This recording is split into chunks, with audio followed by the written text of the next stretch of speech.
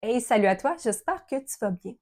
Est-ce que ça te serait déjà arrivé par hasard que ton accu te pose des questions très précises sur plusieurs éléments de ta vie disparates et qu'à chaque fois, il ou elle mette exactement le doigt sur ta réalité? Est-ce que ce serait un tour de magie? Bien sûr que non. Même si de prime abord, les connexions peuvent paraître surprenantes ou inusitées, selon la pensée médicale chinoise, tout ça fait beaucoup de sens.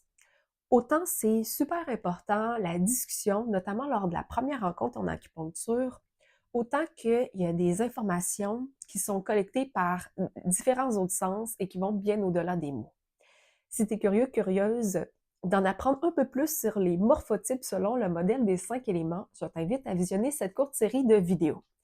Si tu me connais déjà et que tu as vu certaines de mes capsules, tu sais que je m'appelle Audrey, je suis acupuncteur depuis plusieurs années et passionnée par mon métier.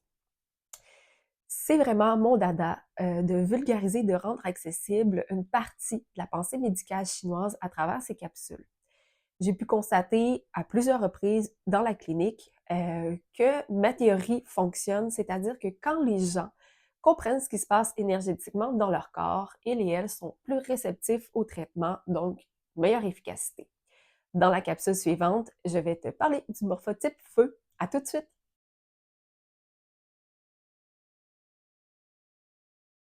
Alors, à quoi ressemblent les individus avec un morphotype feu?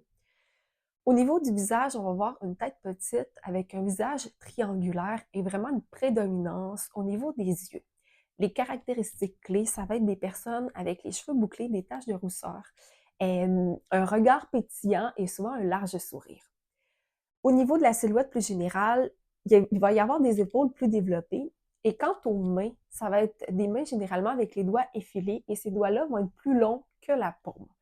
Côté personnalité, les typeux, c'est des gens passionnés, c'est des artistes qui peuvent avoir toutefois un petit penchant soit vers l'agitation, la surexcitation ou encore de se sentir facilement mal aimé. Alors, en résumé, les personnes de type feu vont avoir les caractéristiques du feu, c'est-à-dire l'extraversion et la passion.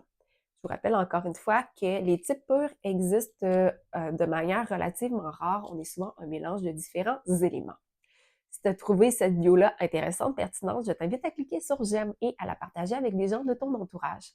Si toi, tu désires en apprendre un peu plus sur la pensée médicale chinoise, tu peux télécharger mon guide gratuit intitulé Comment soulager efficacement cette mot du quotidien en cliquant sur le lien juste sous la vidéo. Sinon, on se voit dans une prochaine capsule.